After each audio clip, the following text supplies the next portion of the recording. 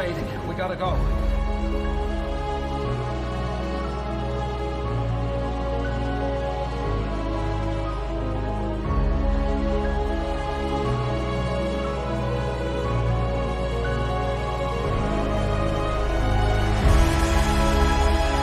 I'll get my car.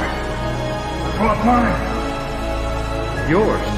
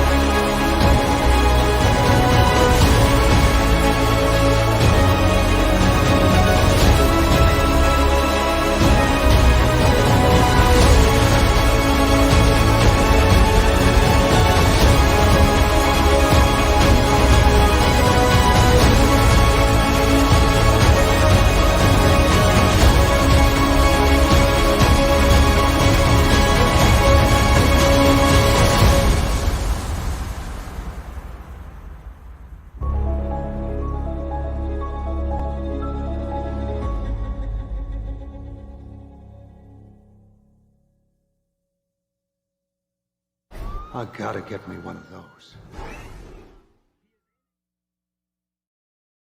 Hello, and welcome to another episode of Bat Dance Discussions. So, if you saw my last stream, or not last stream, 2 streams ago, my 300 review, at the end of it, I said that I would review all the Zack Snyder movies to hype up Rebel Moon Part 2, to prep for that. And just a brief segment of how this will work. I've already reviewed Man of Steel, 300, and Rebel Moon Part 1, so those will be... I won't be reviewing those again. So this will all be Zack Snyder directed movies with 2 exceptions. 300 Rise of Empire and Army of Thieves. So today we're going to review Zack Snyder's first movie, Dawn of the Dead. That was supposedly a collaboration with our favorite director, James Gunn. I say very sarcastically. So, this guest joining me, I'm really excited to have him on. He loves horror, big metalhead. There was no one else I could have on for this very stream. So please welcome, as I bring on Lord of Darkness, L Necron. How are you, man? What's up, Batman? How you doing, man? Very good. Very excited to talk about Zack Snyder's very first movie. Right? Isn't that crazy? This is his first movie. And what a movie it was. I mean, it's a action-packed thrill ride for me. Yeah, because like zombie movies to me always can be very hit or miss, honestly. Like horror movies are always can be Yeah, for sure. So much.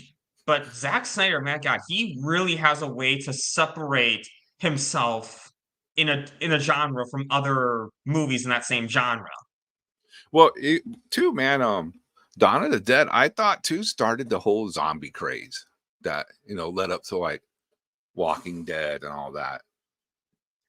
Dawn of the Dead was the big movie hit, for a movie of that style. It was a hit. And I think it started. Oh, this one even, not the original? Oh, I'm talking about this one. Yeah. Okay. Oh, wow. Yeah. Yeah. Oh, yeah. Yeah. I said that very sarcastically, just to clarify. Yeah. Batman's being sarcastic. I mean, he was one writer and many writers, that worked on the script. So to make it sound like it was a collaboration just between Zack and Gunn is a very stretch of the truth, if you would say, No, but I'm saying Dawn of the Dead was like there's horror hits are tougher.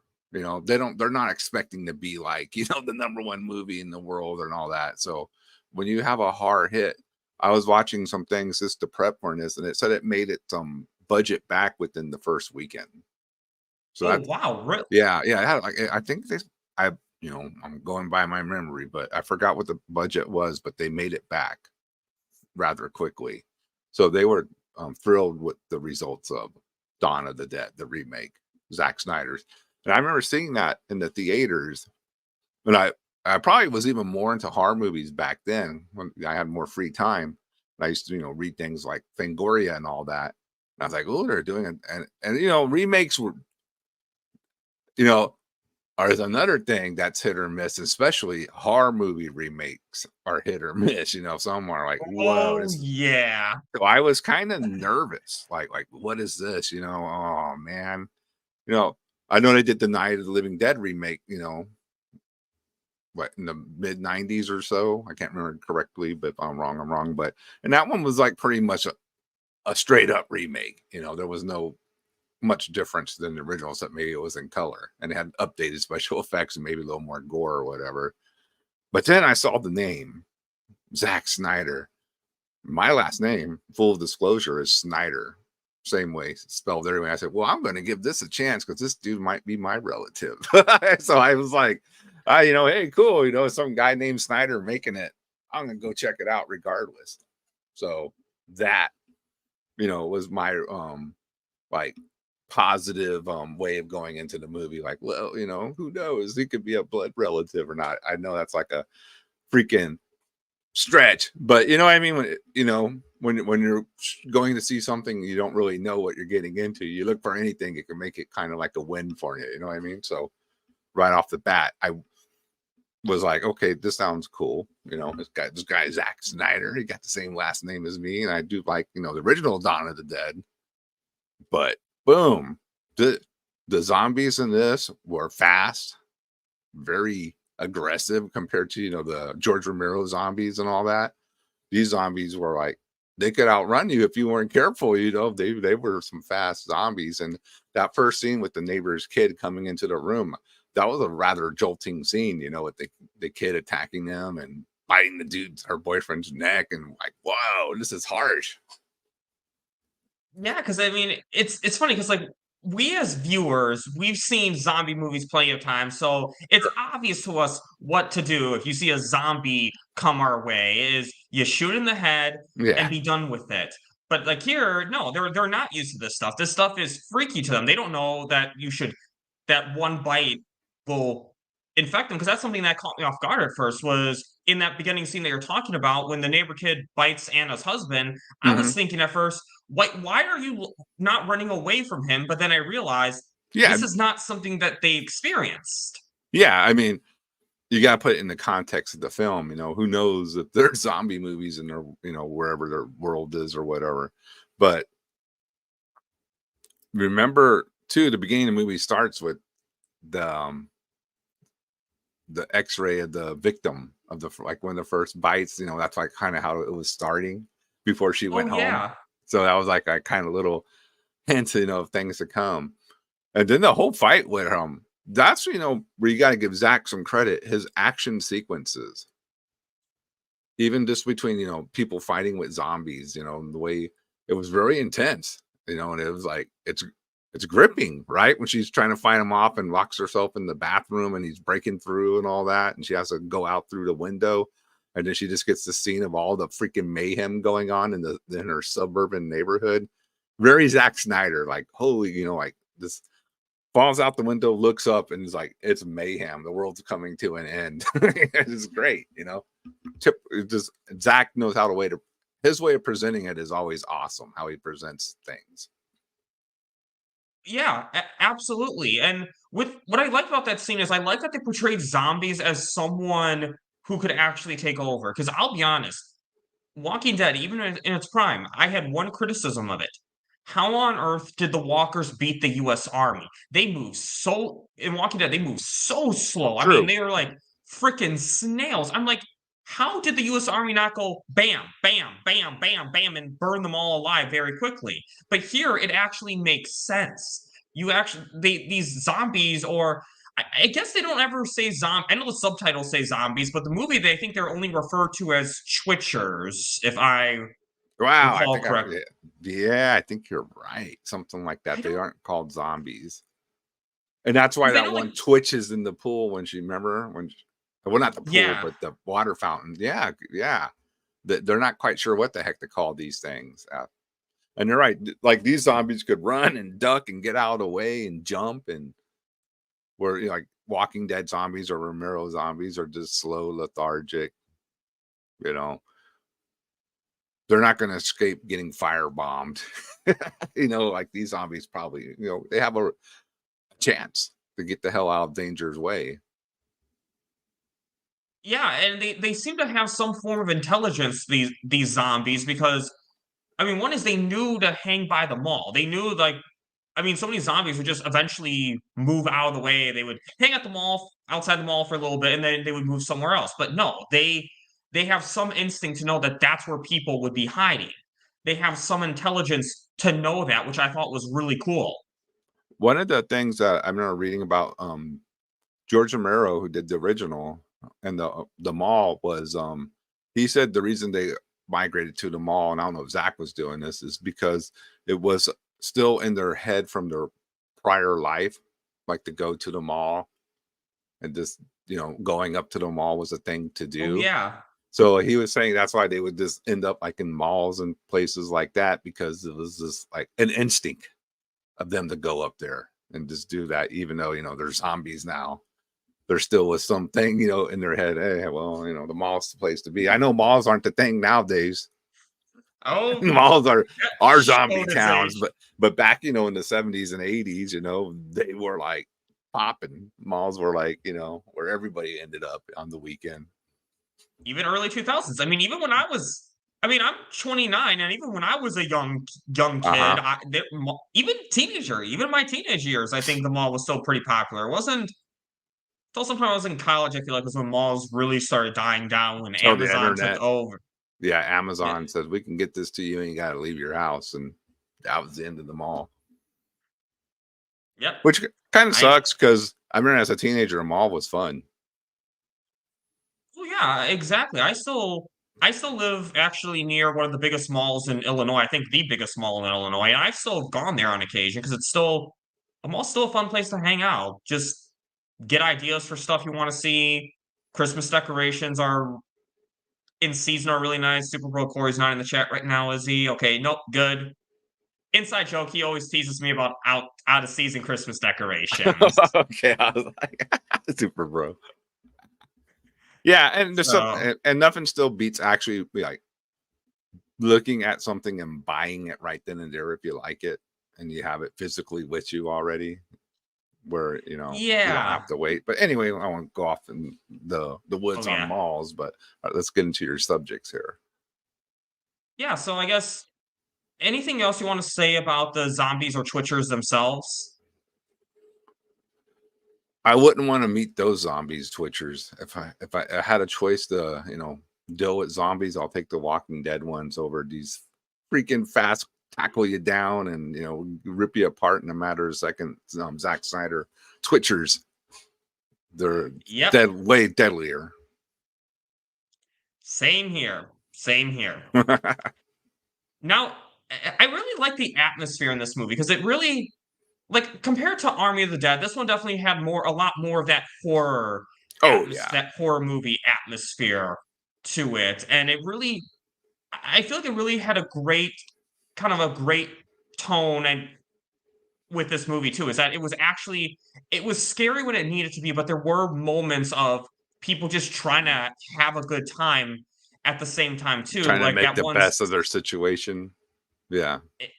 exactly. Like even there's the one guy across the street who's managed to find a way to play chess with the people at the mall. Just something to find a way to be connected, or shooting, like making a game about shooting zombies. Like who looks the most like this celebrity right here? Shoot that zombie. Yeah, that And was great. I forgot about that part. What was his name? Andy, the guy in the gun shop across the street. yes. That was a cool dynamic. You know, you could tell like each party kind of looked forward to doing their little signs and talking with each other. And like you said, interacting, with Andy, like a way to, how can I word it? You still have some type of, connection, almost human like picking connection. picking up the phone and calling somebody. You know what I mean? They was still being able to communicate with somebody.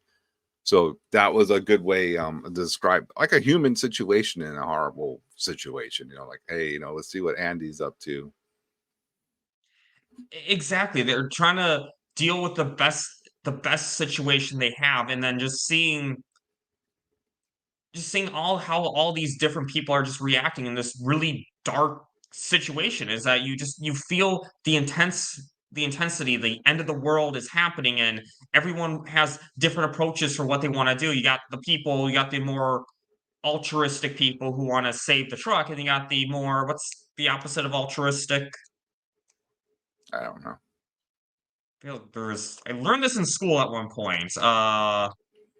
This is why we have the internet, right? Yeah, let's look it up. But I hear you. Uh, And there was obviously Eurocentrism. people had their own ideals of how to handle this situation and what to do. But I think too, after a while, the smart ones started realizing, you know, if they stayed in the mall, they're going to end up dead sooner or later. The mall was not going to be, you know, the final place to be. You know, you're going to die there. That's all I thought. Oh yeah, that's exactly what it was, and it just shows at the end of the day that nowhere is safe. Is that, and that's what I really like that they communicated with is that, because I mean, most movie takes place in the mall. Like the vast, like Oh yeah. 99% of that movie takes place in the Yep. mall, and even there, because there were certain points that even within the mall itself that they had to kind of navigate quickly. They had to make sure there weren't leftover Yeah, zombies in yeah. certain They had to clear rooms. it out. And that was even, you know, treacherous for them too, clearing out the mall. Oh yeah, Well, very in it. remember the lady got bit by the zombie, the pregnant Oh lady, and yeah. huh, Oh that yeah, whole there's actually a whole topic with those three coming up. oh, okay, I But want to jump to yeah, dude, that was a great dynamic too. What was going on there? and it really, what I like is that it communicates the whole seriousness of the situation too. Is that no matter, like, this is a dark situation. Your family's dead, your friends are dead, everyone you know except the people in that mall with you are basically dead, as far as you know. And it is a dark and depressing situation. And not only that, if you were, you know, stuck, if you put yourself in their shoes, I think I would probably want to leave after a while too. I'm like, Oh yeah. I'm like, you know, we're gonna run out of food. The power's gonna run out. You know, eventually the safe haven's not going to be safe. We, you know, either we got to take our chances out there, or we're just going to die here. Well, that's what happened with the other safe havens, is that the government, when they were trying to get it under control by having these safe havens, they were safe, and then they fell pretty quickly. Yeah, and two, when they're, you know, like you're talking about atmosphere, just the fact that, to me, you know, Zach, even on having to say it, you just, the vibe is, you know, this is all going to end bad. You know, for the whole movie, you just kind of have a, you know, you're just waiting for it because it's kind of dreadful. You know, there's a total feeling of dread throughout, even, you know, even in the lighthearted moments, you know, that dread is just lingering there. Oh yeah, absolutely. That, I mean, that whole ending segment, I was just like, oh my god, please make it, please don't die, please. Yeah. And yeah, we'll definitely get more into the ending itself, but Okay. oh, Zach really, I feel like, captured the atmosphere really well in this movie. I mean, what a knockout first movie for a director. That's how I feel. Yeah. Yeah, I mean, that's the thing. So many directors, they might have a not great first movie, and that's okay. It's their first time Yeah. I directing. I mean, don't you know, expect it to be good. But no, this one's phenomenal. yeah, this is like, and on probably the budget was low, I'm sure, on this film. So made it look great too. And I, you know, watched it not too long ago, and it still holds up. The, you know, the whole, you know, like a lot of people, you know, watch zombie movies for the kill scenes, zombie kills and all that. And even, you know, the zombie kills are still good in it too. So hell yeah. Zach, it's a success. It's definitely a success. Oh yeah, absolutely. And what I really like about this is that the characters, you actually care about the characters. Like these guys, for example, that whole time I'm just like, this is not gonna end well. This is not gonna end well. I'm like, you're trying to give birth to the baby after the woman's been bitten. I'm like, I don't know how this would work, but to me, it just seems like the baby would get infected too. Well, Which, I mean, logically it would, right? yeah, because the baby and I don't mean, and the mom, they're connected. They're, When a woman's pregnant, her and the baby are one. So the yeah, baby is, she gets turned, especially how long she was turned, pregnant. Yeah, that baby. Is that the first time we used a zombie baby in a movie? yeah, I think it might be. I don't think I've ever seen a zombie baby before. Yeah. Now, Zodbider's saying you must not seen the director's I cut. have not seen the director's cut. No, I I have don't not. think I have a director's cut either. I think I just have the regular DVD in my collection. So I'll And have to Netflix look. only has the regular. Yeah, the radar. Speaking of which, I think too with Zach, when he knows he can be able to make a rated R movie, it really gets to unleash and shine. Oh yeah, absolutely. And what I like about Zach with the R-rated movies is that he doesn't have gore for the sake of gore. He's not restricted, but he's not like trying to fill up that R-rated quota and making it as violent as possible for the sake Yeah, of it's it. yeah, like obviously a lot of horror movies it's all about the gore, and that's all fun. I don't mind that at all. Oh wow, there's something special with that baby. Okay, Oh, I'll have to look into that, Zod. yeah, But thank you, Zod. it's about gore. People just want to have gore, and that's totally fine. But yeah, his gore isn't just gore for gore's sake. It's not overboard or anything. And that's exactly how it should be. And what up, Josh? Hope you're doing well. I know Hey, those Josh. that surgeries can be kind of a bitch. Oh, yeah. Anything medical, but a surgery is really up there. So hope you're recovering well, dude. Yeah, our thoughts are with you. And I'm glad to see you in the chat at least. And what I like about Andre is that as stupid as he was being, it's a very realistic scenario. Is that, I mean, we would all say, oh, yeah, I would do what I have to do for the good of humanity, but we wouldn't. If your wife, significant other, husband, family member was bitten, you wouldn't be so quick to off them, especially if you know that there's a chance that the baby could be saved. Yeah.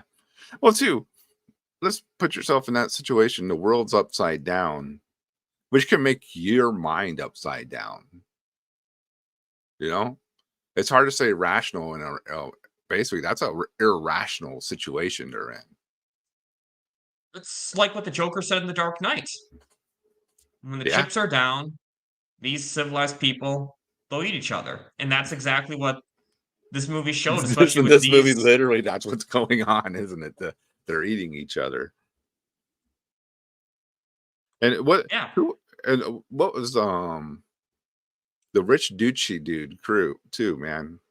He got his in the end, but I guess we'll talk about that later. Yeah. Oh, we can transition now. Okay. Which, Oh, you already.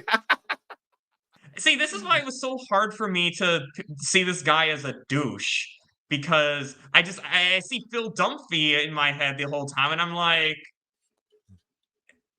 just like, he's like, Phil Dumphey is just like the exact opposite of Steve Marcus. Yeah, that's funny, man. But I mean, he did have a plan. You can't take that away from him. Now, I think he said it as a joke.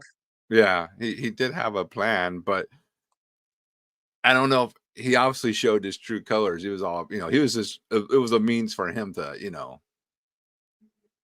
to get out of there and do what he needed to do, for himself, which, obviously backfired because he got zombieized, but it didn't.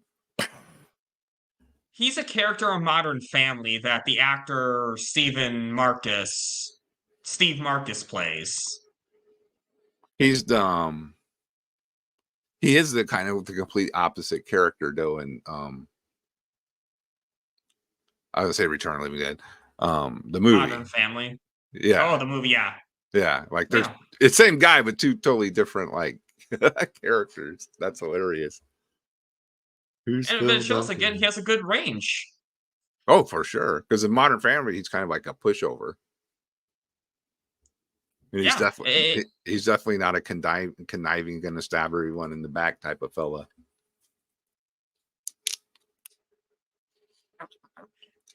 Yeah, and exactly. And a lot of zombie movies show this. Like Walking Dead does the same thing, is that shows that humans are the bad guy. I think that was the main message. But that's always seems the premise on Walking Dead. Like the zombies are bad, but you really gotta watch out for the humans because they're worse.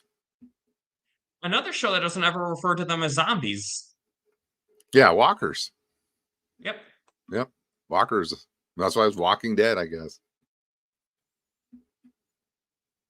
And it shows that there's different people in the end. Is that different people are going to react in different situations. And this, I don't know, Steve Marcus struck me as a guy who was douchey before this all went down. Oh, for sure. Yeah.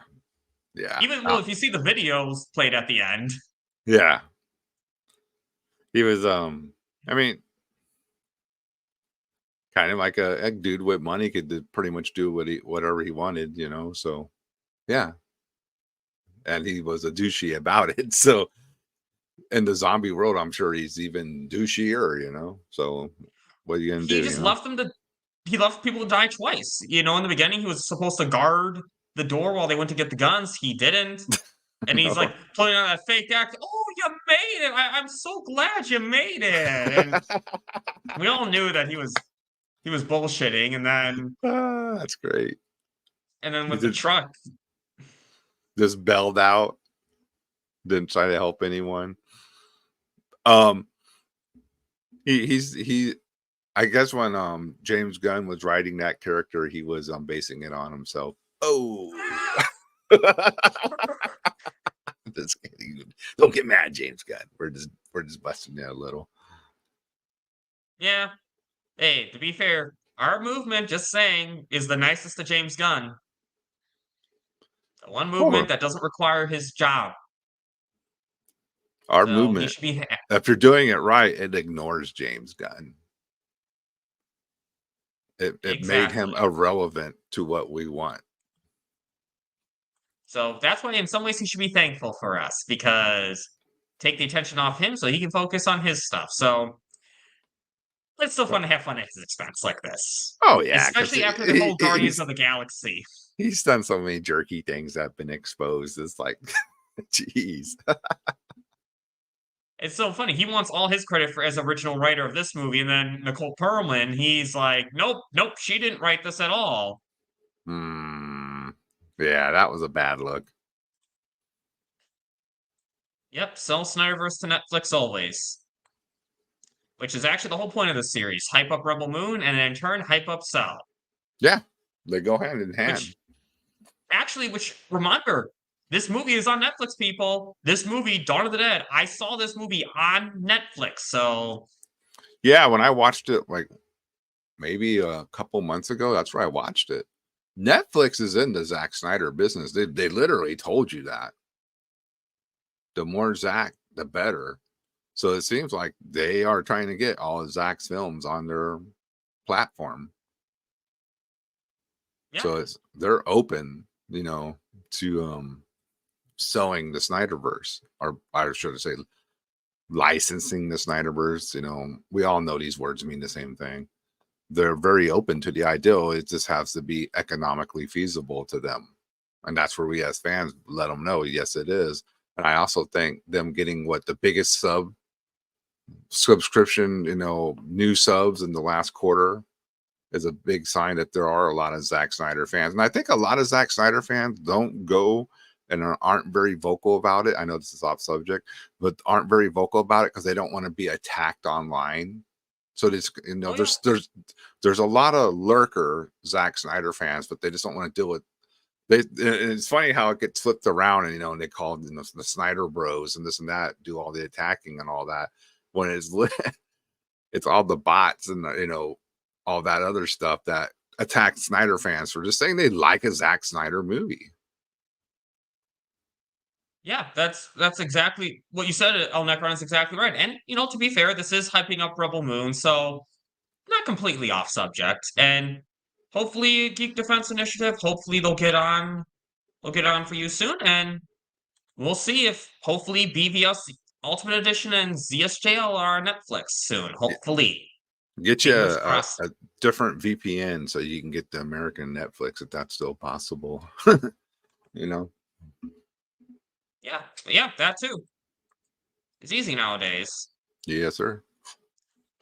And kind of back on, I guess, back to Dawn of the Dead. What I like about is that you have douchey characters like Steve Marcus who are just in it for survival. They started douchey and they end douchey. And then you have this character who starts douchey, but actually has real character development. Like this guy felt like he CJ was, became a hero. Yeah. yeah. And that's what I love. See, I love, and that's what I like that Zack Snyder did. He's like he had all sorts of different characters. He had people who just don't change, and he had that people who do change, like CJ. And the thing is with him, I understood his point of view at first. Is that he's looking out for themselves because they can't trust anyone. Yeah. So in some ways, That's I understand. yeah. I know what you're saying. You can't really, hate them for just trying to make sure they were okay. That's what all he wanted is make sure his crew was okay. The three of them. And like he didn't know these people, and that's the thing with the zombie world, people come, can come crashing into your life and you don't know if they're good or bad people or whatever, or what they're up to. And he was kind of a jerk, but he wasn't a heartless, throw anyone under the bus type of jerk, right? He still wasn't like, I would say immoral, where Steve wasn't. He's an immoral jerk, like dude, you don't even care if people die. And I think let's see. Wait, oh really? The other guy, the one who died in the parking garage, you mean?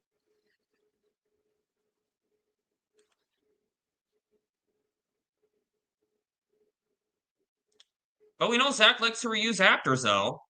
Yeah. So, Well, I mean, I think a lot of directors do, you get comfortable with someone, you learn their capabilities and what they're capable of. So why not, and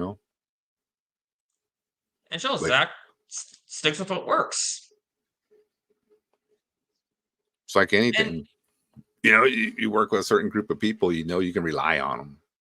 After you work with them, like I can rely on this dude, so that's why you keep working with a lot of times the same crew. yeah, and that's why, as publicly said, Mikey Sutton said, Henry Cavill in Rebel Moon, because Zach has worked with Henry Cavill. Rebel Moon Part 3. Or as I suspect, he filmed a secret scene at the end of Rebel Moon Part 2. My personal theory, by the way. This is not anything I've heard. Yeah. I'm kind of with you on that, Bat Dan, because it just seems like he would, right? Like that's going to be some type of cliffhanger, Henry Cavill coming in. That would be fantastic if that's what happens. Yeah. So calling that right now. And let's see, we got Qatar, what's oh up, my dude? God. So how did you feel about that bus scene then, while watching that on a bus and then seeing a bus crash? Right. But at the end of the day, what made CJ great is that he came through when it mattered. It's like a slow transition. Is that at first I think he realizes that they need other people. They need other people to survive. And the fact is, even after he kind of tried to screw them over, they still kept him alive. They could have just shot him in the head and been done with it. Been done with They it, didn't yeah. need, but no, they chose to keep him alive because they're human. I think that's, and it's that one line that he says when he's like, "So your plan is to go through the marina, fight all these zombies, and just hope you make it." And he makes it sound like it's gonna be this crazy plan. That why the fuck are you doing this? And he's like, "I'm in." Yeah. Just like right there. He's like, oh, why not? What are options do we have at this point? Let's do it. But he became Mr. Badass with the propane explosions, shooting the propane bottles, and clearing paths and blowing up everything. It was awesome. And then eventually himself. Yeah. Well, he held them up long enough so they can get on the boat and get the hell out of there. And he's like, if I'm going down, you guys are going down with me. But I mean, it's full circle in a way with him. It's like he starts as this guy who's going to sacrifice other people to save himself. In the end, he sacrifices himself to save other people. Yeah. So he had a complete opposite character development than Steve. Right.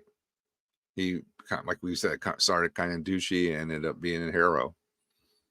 And it was cool because, like in the original Dawn of the Dead, when the guy was getting overwhelmed by the zombies, he just shot himself in the head. CJ is really? like, yeah.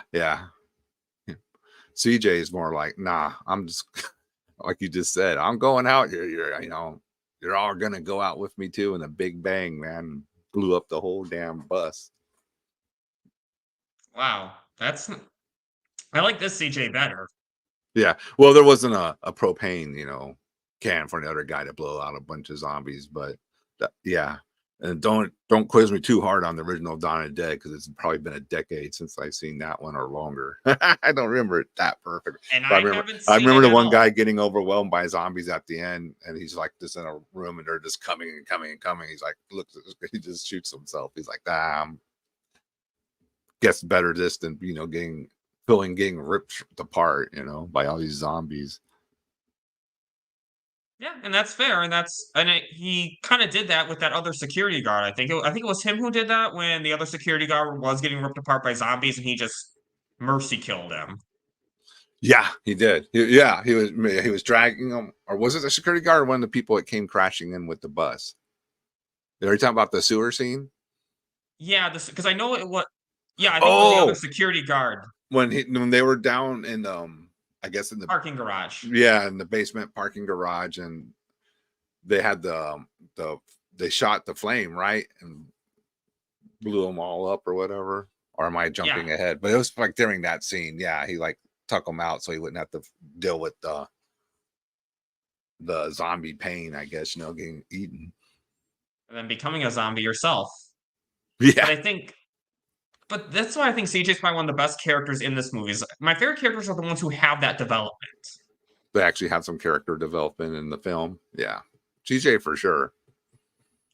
Oh, and look, we have Zack Snyder himself in the chats. Oh, hey, what's up, Zack Snyder? Thanks for joining us. I know he denies it, and Havoc denies it, but I'm telling you, I think this guy is actually Zack Snyder. That's hilarious, man. Now, one character I felt kind of pointless in a way was Michael Shaunessy. I cannot pronounce that last name. I'm just copying these names from Wikipedia, FYI. Yeah, I don't know how to pronounce. Yeah. But I didn't hate the character completely. The only thing I didn't really like was the forced romance between him and Anna. I barely remember it back then, so it must not have been that interesting. And to be fair, it's not. And again, this doesn't knock the movie down completely for me, because it is a very small part of the movie. I think they had like one kiss and then the emotional goodbye at the end. Yeah. So, well, hey, and then in defense of my theory, Geek Defense Initiative admits that Zack is better at hiding his burner accounts than Gunn.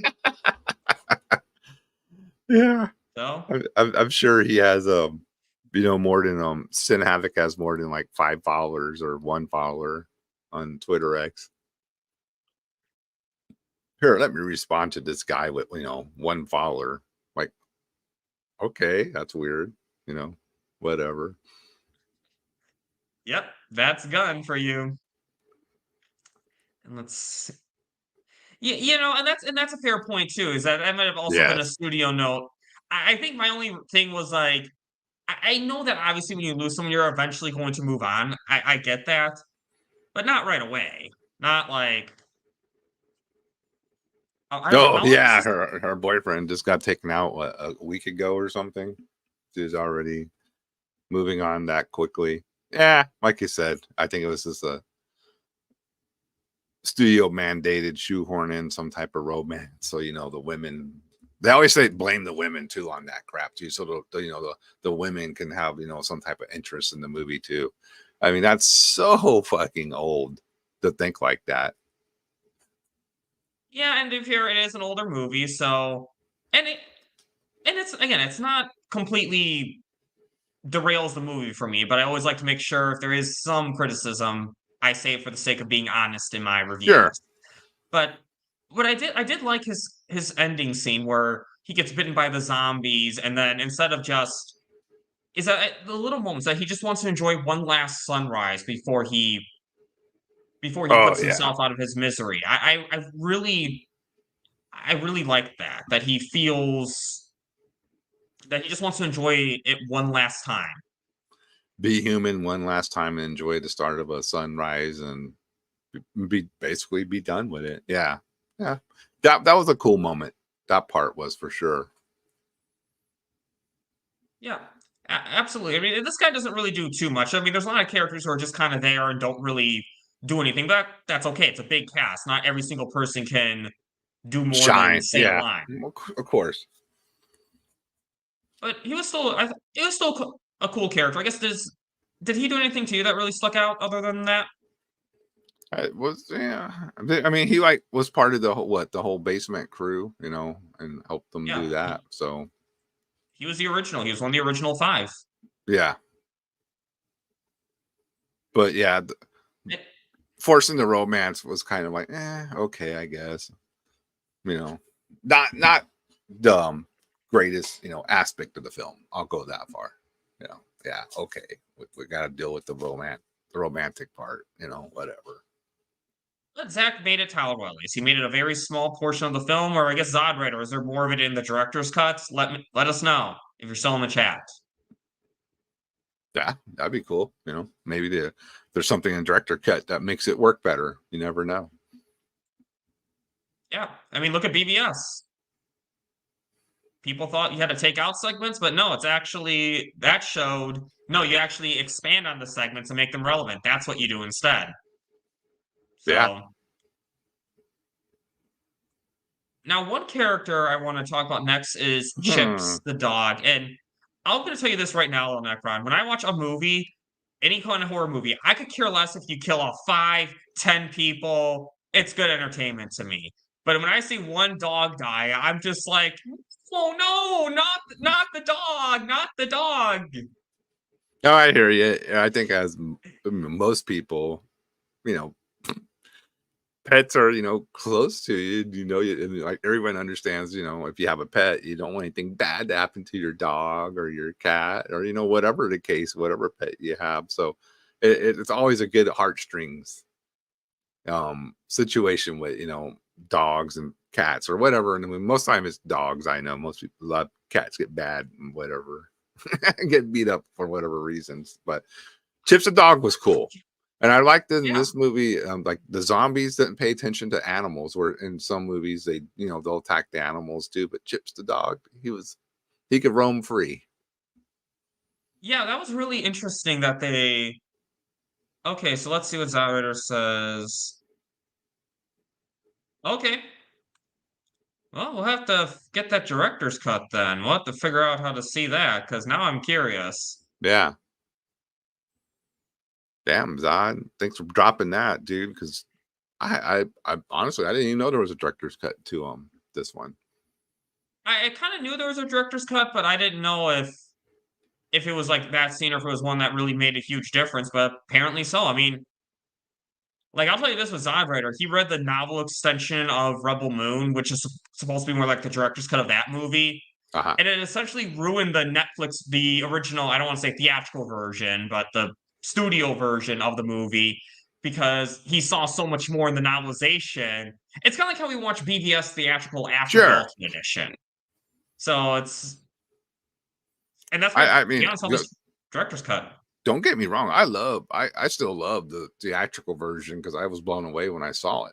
I was like, this rules, I really enjoyed it. But yes, the Ultimate Edition fills in a lot of the blanks that needed to be filled in.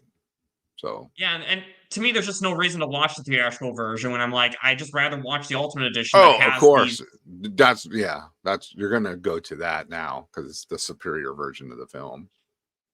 So Zod knows what a better version is coming, so it ruined it for him because he's like, oh man, these director cut versions of these movies are going to be so good. Yep. And I have a feeling that it'll be the same thing with ZSJL 2 and 3. I have a feeling Netflix will do the same thing. Zack will film the two movies back to back, and there'll be the studio version and the director's cuts. Holy crap. Oh. Wow. Damn. All right. I guess we'll have to go to Amazon and see if I can find this. Yeah. Definitely.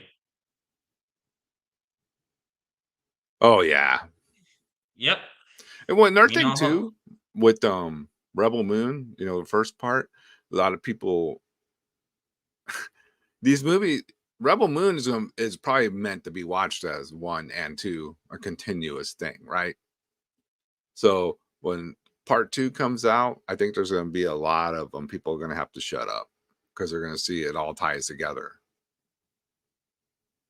Yeah. Absolutely. I think once part 2 and the director's cuts come out.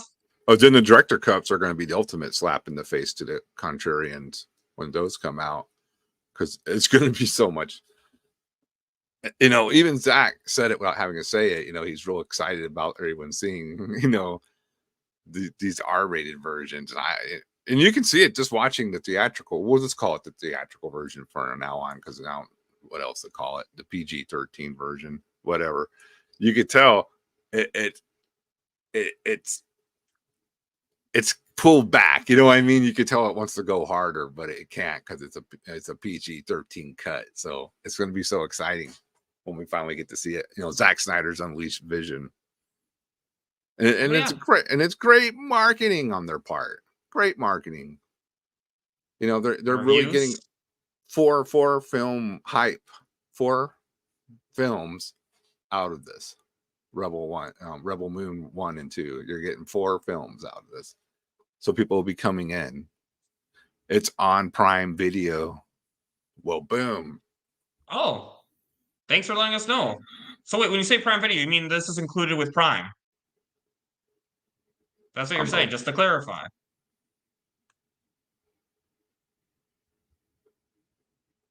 But yeah, I guess overall, I mean, again, I did like Chips the dog a lot. I like that they actually valued the dog and they used the dog to their advantage, bringing food, because they knew that it wouldn't. Mm-hmm. It was a really clever way to throw people off, because I thought when you saw the dog, oh yeah, the zombies definitely would have eaten the dog. So there definitely aren't zombies down there, and all of a sudden, now you find out why. Oh, okay. Okay, we'll see what happens. Yeah. Well, hold on. We'll find a way to get this film. Now, the one with Chips the dog, the one woman who kind of irritated me a little bit at a certain point was Nicole. Now, I want to make clear, I'm always someone who's like, go for the dog, save the dog. I totally defend Man of Steel when they save the dog in Man of Steel, because I would do that too. The only thing is, with this movie, Nicole wasn't thinking very rationally, because we already know the zombies weren't going to kill him. Yeah. Like, did you... So I don't know. I love that she adopted the dog, and I love that she cares about the dog. I like that she values the dog, because you need these companions, even in apocalypse times. Of course. Even Daryl from Walking Dead adopted a dog and named him Dog. Yeah, I'm not Dog. That's his best friend, basically in the series. That darn dog, his companion, his right-hand man.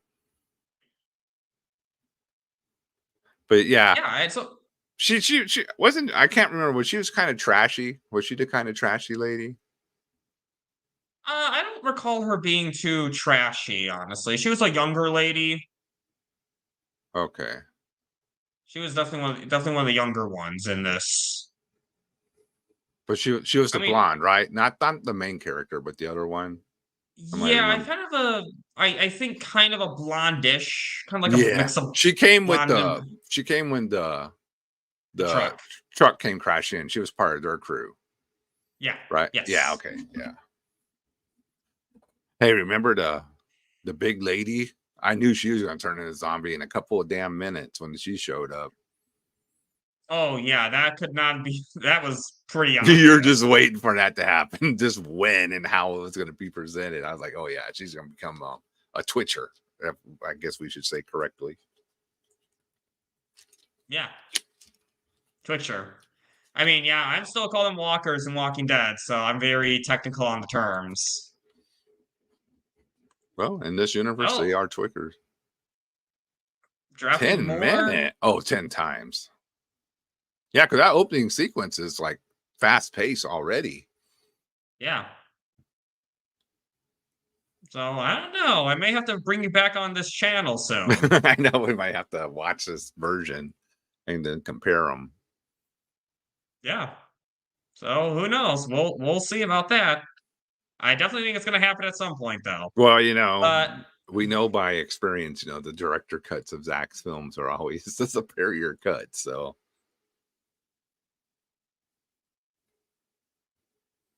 well, that makes sense. But as long as it's good story, who cares? yeah, I don't mind slow burns. Yeah, like you said, as long as it's good and it builds good. Yeah, exactly. As long as it leads to a good story, then who cares? I mean, again, BBS, you saw that was a bit of a slower burn. Mm-hmm. Yeah, it took longer to get to the fight, but it also filled in important plot points too. So Yeah, I'd say and worth also, it. to me, the big payoff in BVS is the warehouse scene. I mean, definitive Batman action sequence in all cinema is the warehouse scene in BVS. Like, Yep. Hopefully Netflix can outdo that though. But anyway, I guess so again, Nicole didn't really do too much to me other than I like that she cares about the dog, but I just wish she thought a little more rationally and not doom everyone to save a dog that didn't need saving. And I say this because the dog would have been fine, just to clarify. I've never forgo the dog. yeah, that's true. She did cause a bad thing. Now it's Oh coming yeah. back to me. Yeah, because she went back to go get the dog, and they all had to kind of go. Didn't have to save her, right? Yeah, I mean, they Yeah, had to go over there anyway to get the guns, but they would have had more time to a better plan and not yeah. have to jump into it. Yeah.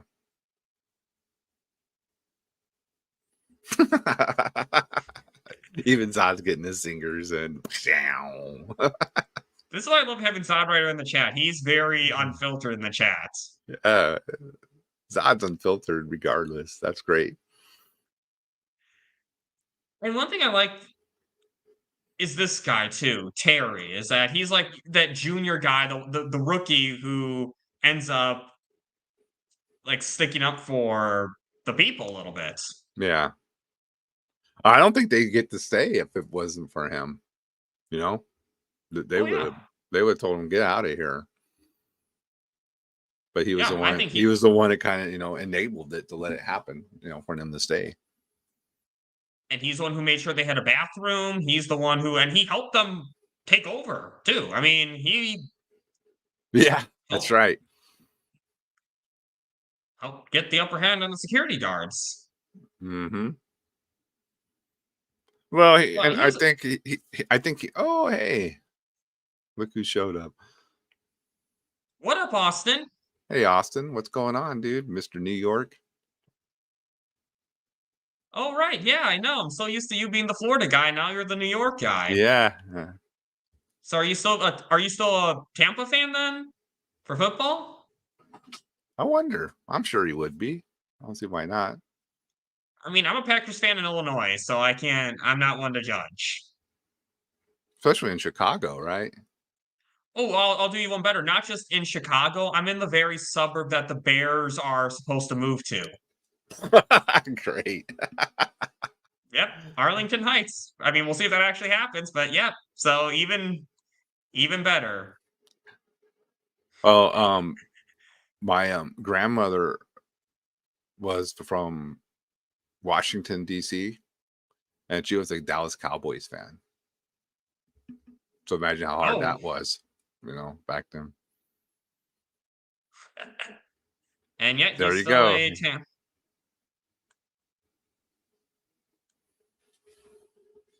So yeah, Terry helped. Yeah, like you said, helped him get the other ham. I think he probably thought too, if he let these other guys run it, they might run it into the ground. They, I don't know. They seemed a little not the best leadership qualities at that point. I know, and let's be honest, that other guard was very sadistic at times. I mean, that other guy had like really enjoyed torturing them. It seemed like he was like looking at that camera scene. He's looking at them at that one woman undressing or something. I'm like, damn. Yeah, he's like, no, these guys aren't good. We all know CJ's arc, but yeah, I forget the other guy's name, but he was like, they can't be in charge. This is not going to work out. Other guy's not important. He's just a third face. I didn't even give him a topic. Yeah, Barry, I felt like was more worth it. Yeah, well, he's essential to the film. And what I like is that think how hard it is too to stand up for yourself like that. When you're the new guy, these other two guys, like they're clearly in with each other, they're friends, and you're the odd guy out. And he actually had to stand up to them. That's not an easy thing to do. No. Because you turn around and bite you in the ass if it goes south, They might throw you to the dogs, literally. I mean, if they didn't take over, you bet they would have. They would have kicked them all out, even him. They would have fed them all to the zombies or the Twitchers. Yeah, who knows what type of House of Horrors they would eventually started running there, But he knew what to do. He knew at the end of the day that they had to take over. Yeah, that they had to. The more rational people had to come, be in control, and not some guy who's sadistic, might turn into a total like maniac. Exactly. And we kind of talk about this guy a little bit, but he's not. We don't even really hear him talk till the end. But I really like this guy too. I like that he was someone who was adapting to the situation that they at hand. And Zack made him a character without giving him any lines. Just little details like making him a good shot and being able to pick out celebrity lookalikes. Yeah. And being good at chess. I mean, well, not just being good at chess. Did he even have a chessboard on his end? I don't remember about that. Because I'm just saying, if he did not, he had to memorize where everyone all was. the moves were and everything. Yeah, know where they were at. So if that's the case, he won checkmate. Just saying, this guy, Zack gave him so much character in that little bit of screen time in that little bit we saw of him. Yeah, and you feel for him too, because he was, the poor guy who was by himself during all this, and his only way, I guess making anything out of life was being able to write those signs and talk and communicate with them across the street. Yeah, that's the only way they could. Oh, so we got good Austin in the chat saying one more thing. Oh, yep. I know what you're referring to, Austin. And we got Skywalker in the chat. What up, Sky? What's up, Sky? Woo! Just reviewing our Zack Snyder's very first movie. And it just talked about, again, how Zack Snyder you really see how good Zack Snyder was as a director in the very beginning. Just with this character alone, even. Yeah, he made him interesting. Didn't, like you said, didn't have any lines, writing signs, and communicating that way, and you just you started caring for a guy because Zack made it interesting. Like perfect. And I'm thinking people complain Superman got only two movies before they killed him off, and somehow we didn't care about him. I'm like, Zack already had managed to do that because we cared about him, certainly, and I think most people did. But look at this movie though. The fact is that we barely saw this guy. We saw this guy very little bit. We barely even heard him speak any lines other than through the radio at one point. Yeah. And we cared about him. And well, that's a good way too, is Zack knew how to get into your raw emotions and just like, what if I think a lot of things like, these horror movies is a lot, you put yourself in the situation they're in and you think about it, you know what I mean? And you're like, damn, this sucks, for him. He's by himself. And you think about, what if I was by myself, right? And the only thing I had were, these people in another building on the roof that I could talk to keep your sanity without, losing it. because he is by himself. He doesn't have any other humans to talk to, like face to face, like they do at least, even though there is conflict. So, and Zack made you feel for him and made you feel that way. And I think that's always a good way in a movie. If it can make, if you care enough in the character that you put yourself in that character's shoe, you know what I'm saying? So Yeah. if it's a bad movie and you don't really care, you know what I mean? You're just kind of like, whatever, you know, but when you start getting, if it's a good movie, if it starts getting you engrossed into it, you start putting yourself in the shoes of the people, just like Zack did a great job of Man and Steel. It was the first time you could actually see Superman vulnerable because you were able to put yourself in his shoes. As you know, Superman was an outsider. You know, he didn't know where he fit in. And I think a lot of people don't know where they fit in sometimes. And Zack is really good at that. Yeah, absolutely. And oh my God, that's working late's not fun. And I always forget you're 2 hours behind too. Yeah. Are you experiencing all that rain in Skywalker? I saw that on the news. I was like, holy crap, I hope Sky's okay, because they said LA's flooding and all this crazy weather going on there. Yeah. First person I thought it was Skywalker. Like, damn, I hope he ain't stuck. I know you have to commute to work and all that. I mean, I'm assuming he's okay now, or else he wouldn't be in the chat texting us. Or I don't know, maybe he could be drowning and he just wants to like. Well, I hope we're not the last thing on his mind if that's happening. I don't think so. That'd be no, Sky. You got more important things to think about than our Dawn of the Dead remake discussion. Right? Yeah. Austin's thinking the same thing. So, but yeah, and that's what I really liked about him, and the fact that we cared about it. I mean, the fact that even the group cared about him. You got this guy right here, Sergeant Kenneth Hall, and in my opinion, the best character in the movie right here. It's this guy right here. My favorite line that he says, "I'm not coming with you. You're coming with me." Yeah. Like, nothing goes. Put it this way: no one survives if he's not around. Nope. Yeah, he is their leader. He is the dude that, you know, saves the day most of the time. Yeah, exactly. And he's very badass and he's very efficient too. Read Sky's comment. This is hilarious. That's funny, dude. Oh shit.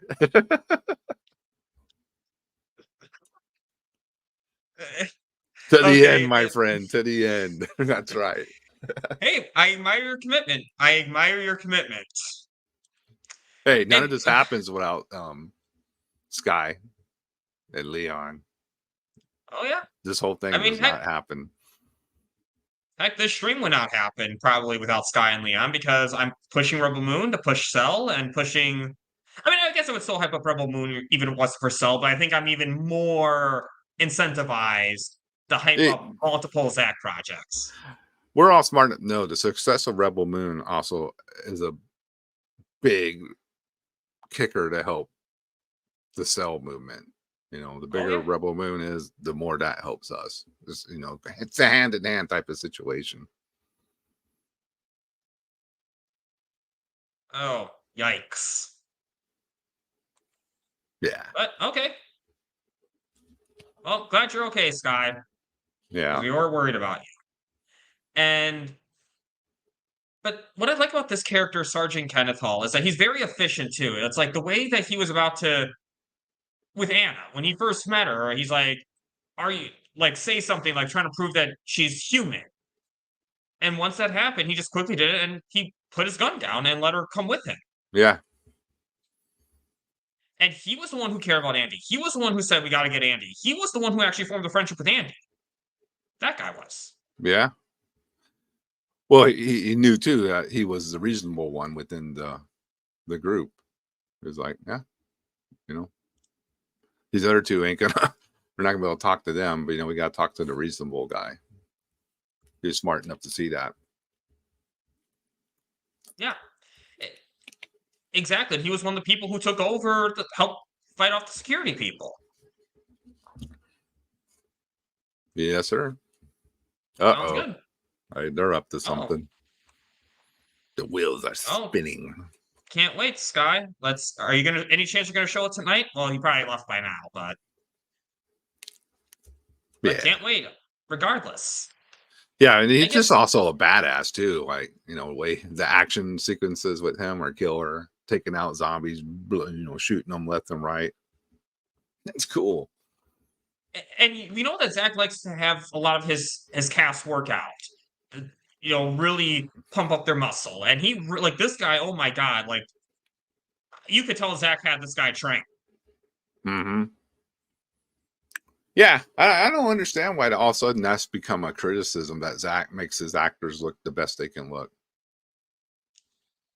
Yeah, I Like, don't what? get that. Okay, Even that's one of the bad. in Zack Snyder's Justice League, one of the Amazons, one of the stunt Amazons who even addressed like showing off her body. Like some people are like mad that Zack's making them show their bodies, but she's like, no, I'm happy to do it because I'm happy to show my hard work to the public. Yeah. Not only that, it's also, showing that these aren't just average people, these are people at the pinnacle of what they can be.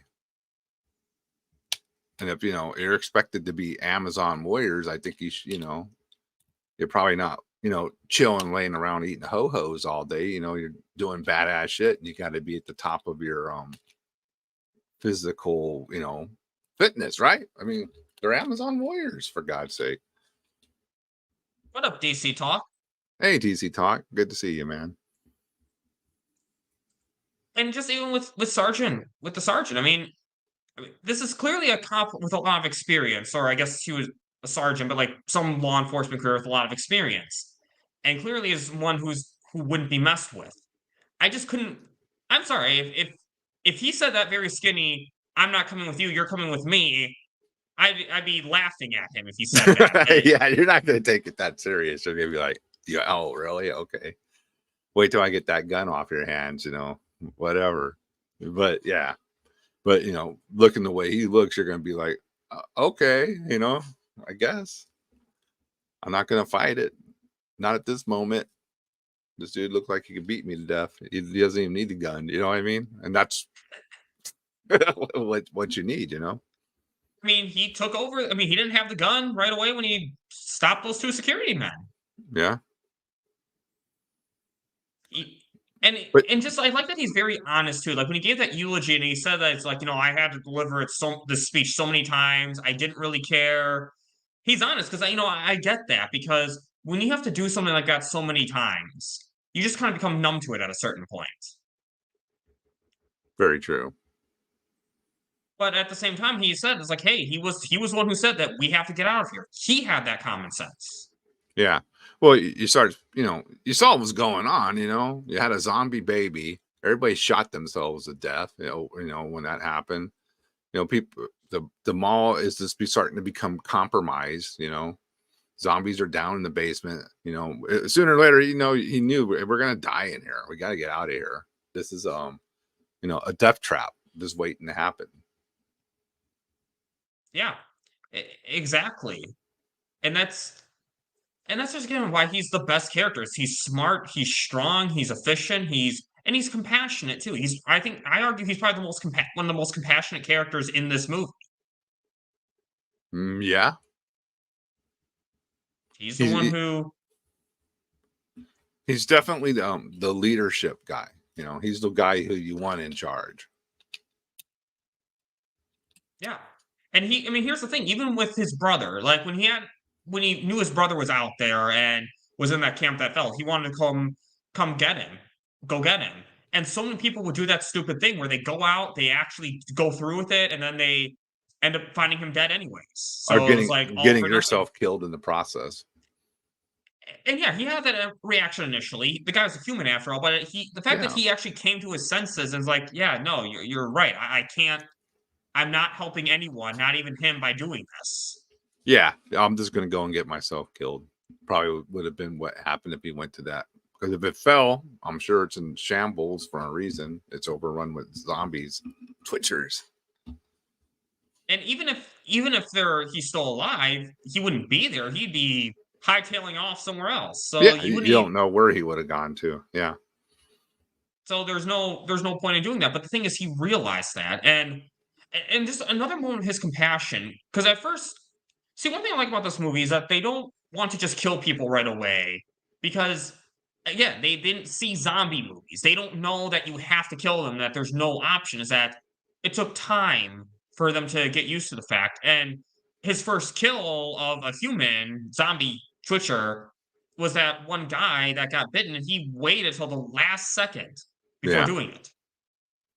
Well, you remember too, on the TV, throwback to the first movie, Tom Savini, massive makeup artist from the 80s and 70s, was playing the sheriff on TV saying, "You gotta shoot him in the head. You gotta shoot these things in the head." I was like, "Oh, look at that. It's Tom Savini. Listen to him." But I don't think they were paying attention when he was saying that. But it was just like a quick, on-screen TV on-screen seeing Tom Savini was there telling everyone, "You got to shoot him in the head. You got, that's how you take these things out." I was like, I like when they do that. Zack, that was cool. Zack, and there's a couple more people from the first film that Zack put in scenes like that too. To give them, little Easter eggs, I guess, Well, that's what I like about Zack, is that he pays nods to the other projects. In Man of Steel, he paid homage to Smallville, even though Smallville returned the favor by shitting on him. Yeah, you're right. And we'll not get over that, but don't want to go on too much of a tangent there. But, yeah, we'll go into a whole new show. But overall, I think this guy is just the best character in this movie. Yeah, and as well as he should be, because he's the main character, right? Well, Anna, I guess, is the main character, but he's the second main character. Yeah, he's the one who was with her from the beginning. Yeah. And as for Anna, I liked her. I liked that she was useful because she was a nurse. She actually knew what to. Yeah, she could help out. Yeah. Yeah, she helped out, and she had that humanity too. Is that she was the one who was pushing back on killing people at first, which is just such a realistic. It's kind of what I'm saying with Sergeant Kenneth. Is that that's just a realistic reaction? It's because you don't, especially killing people before they turn, too. Yeah, I mean, that's kind of rough, let them at least get almost to the end before you do it. But I think her what I got from her character Anna is, she's a survivor. She finds ways to survive. And we don't know, if she did or not in the movie, but I mean at the end of the movie, but throughout the movie, she's just a survivor, right? She knows how to survive situations. And in this world, that's your top, I guess your top priority is, just survive. And this is what I always say about Zack Snyder. Zack Snyder is probably the best male director for female characters ever. He makes them badass. He makes them badass. He doesn't make them Mary Sue's. He makes them flawed, but he also makes them. He doesn't. So many movies nowadays, they feel like they need to promote women by degrading all the men around them. Yeah, that's very true. They do that now. Men are just the natural bad guys, and we're this and that. Yeah, you're right. That's not really how you should do it. That's not putting anyone on an equal plane by making other people look less. But Zack Snyder doesn't do that. It's like Anna Clark was just a contributor to the group, but around her you had Sergeant Kenneth Hall. I mean, who was still a badass even around her. Is that she's just. Wait, what? Yeah, it was odd. You're gonna have to do a spoiler. I don't think I did. And this isn't the theatrical cut. In some ways, Zack pulling a lot of Mikey Sutton's right now. Like the way he's commenting in the chat. I'm just no kidding. Innocent. You innocent, Zod. But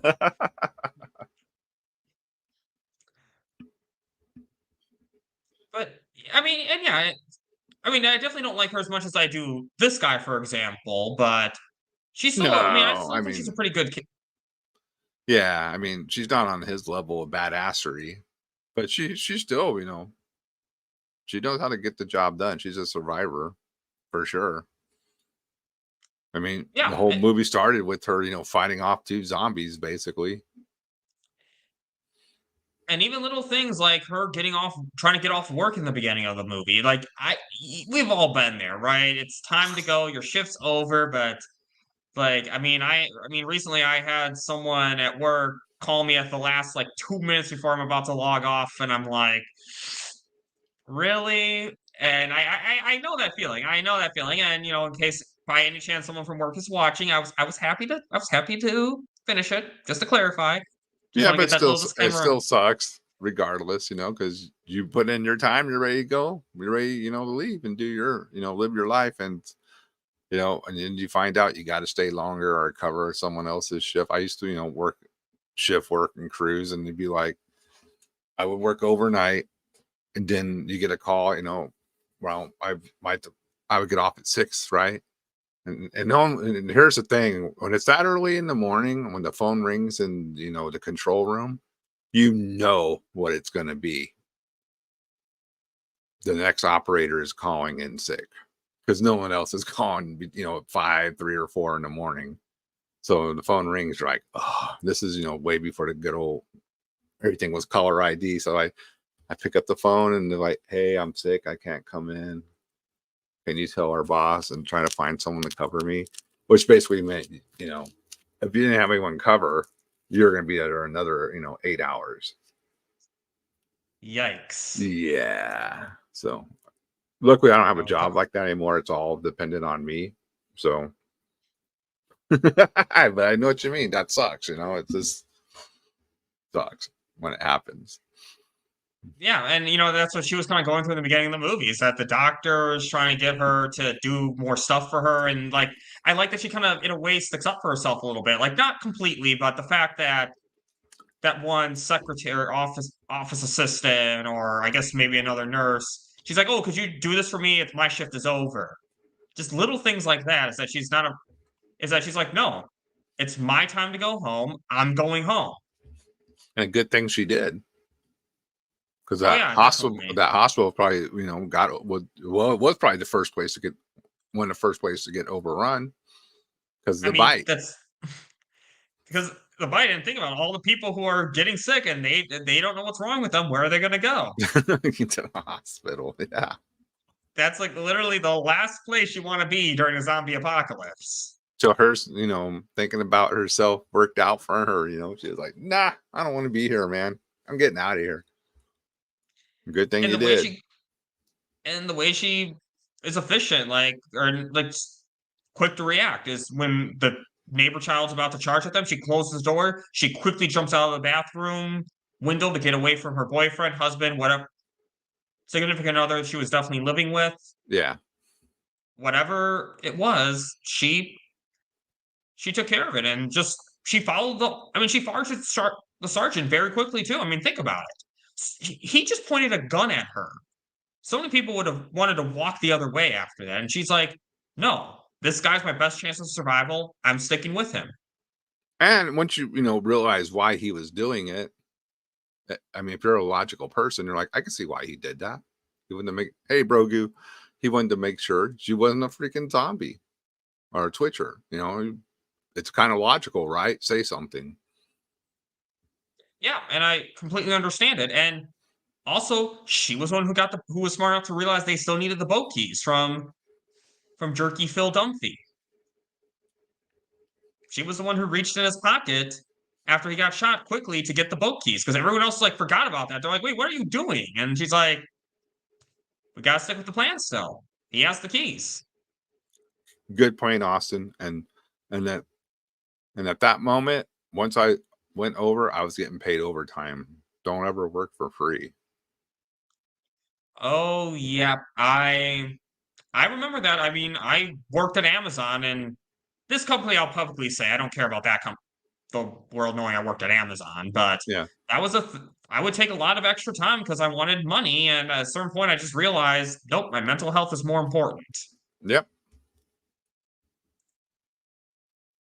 If you ain't clocked Yep. in, it ain't your job. It's true. Yeah, man. Well, actually, my job, I still get paid for overtime somewhat. It's like I'm like salaried, but I get paid overtime, but not like if I work 5 minutes overtime. But if I work 15 minutes overtime, I get paid Yeah. extra. So it's still worth it. And also working 5 extra minutes late on occasion is not really a big deal either. Yeah, I always just make sure, like, if I'm gonna go over, because like I'll just make sure on Friday to be done early so I can clock out early. Oh yeah, no. All works out, you know. If anyone calls me early on Friday, like last 5 minutes, I'm hanging up. No, nope, nope, nope, nope. Oh yeah, no way. Monday through Thursday, sure. But unless you're my direct supervisor or someone who ranks above, nope. Oh god, I really hope no one from my company's watching this show. We're both gonna get right. Hey you guys, nah, don't. Here's my word of advice: don't tell anyone you work with about your YouTube channels. I don't, especially my channel with Necro Wolf and all that. Some people may not get the jokes. And it was like, ain't my job for sure. But the fact that she knows what she wants, she knows what to do, and she knows what needs to happen. She's not afraid to do what she needs to do. And another great, like, I'm not gonna say not necessarily as good as, oh my god, I forgot her Queen Gorgu or Lois Lane, but still a really great character in my opinion. Still definitely one of the best leads out there. Yeah, it definitely, she did her job. It got you engrossed in the character and you cared about her. That's what, a good movie should do. If you're not, engrossed by the main characters, and the movie's kind of failing. Yeah, exactly. I mean, it's like, look at Shazam, for example. To be honest, I think just a lot of the supporting characters in the first movie, I think, are actually pretty good. It's just the lead that sucks. But unfortunately, it's the lead, so it ruins the whole movie.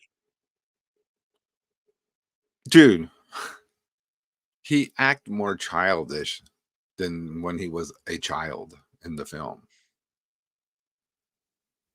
Yeah. That was like, this is not even the same person. They don't even kind of act the same. Like, what's going on here? Yeah, he was just terrible. Oh yeah, Zod, Socks, and I, we rant all about it in my Christmas series. I actually put that movie in my Christmas at Christmas time because it's technically a Christmas movie. Yeah. But that gets greenlit for a sequel, but not the ZSJL. Go figure.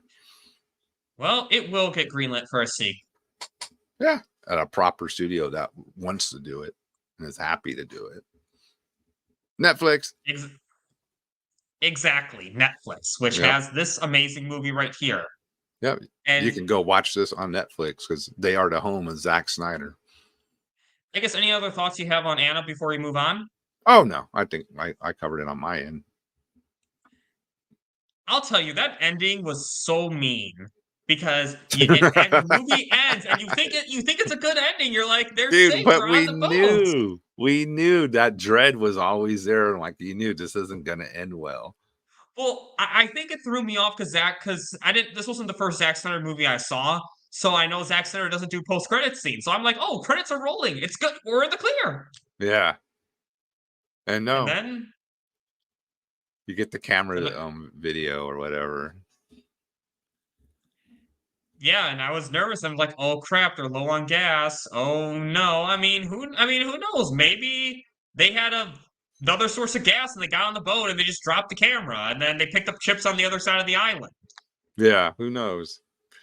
I mean, but I like that they added some mystery to But then what was the ending song, that punk rock song, everyone died or they're dead. So I think that's kind of telling you, everyone died. That's how I see it. You didn't see it, but that song was singing, talking about people who died. So I was like, ugh.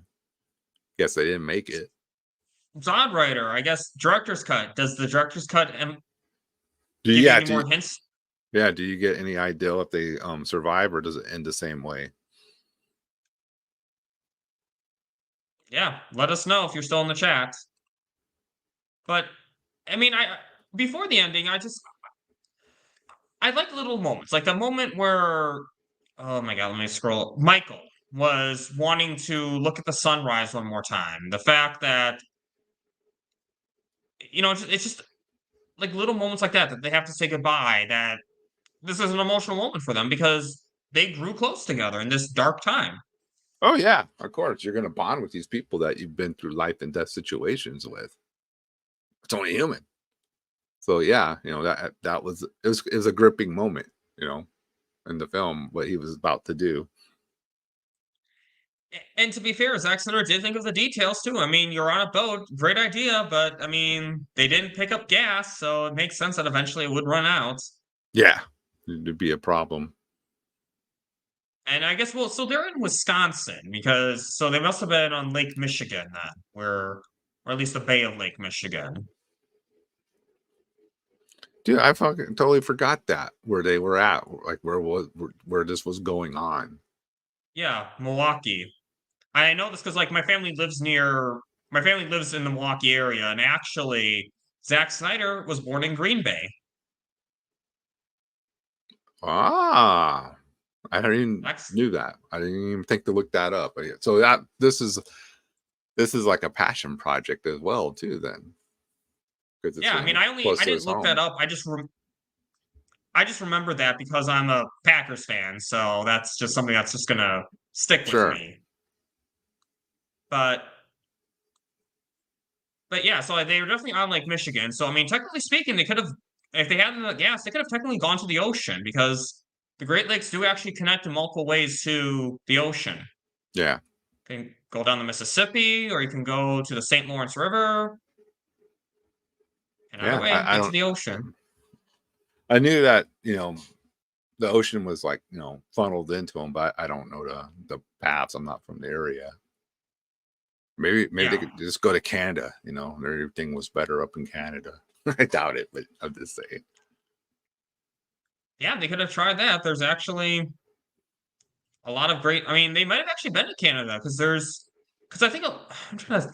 No, there's some islands in the American side of the Great Lakes. I know the Canadian side has some big islands. There's like one island that has its own lakes, and those lakes have their own islands even. Are you serious? That's how big it is? Wow. Yeah.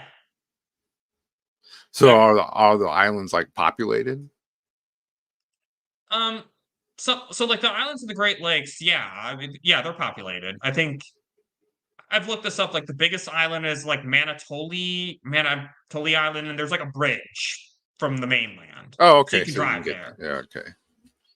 But I know it actually has the biggest island in a lake on an island in a lake, Treasure Island, which has cabins but is mostly uninhabited.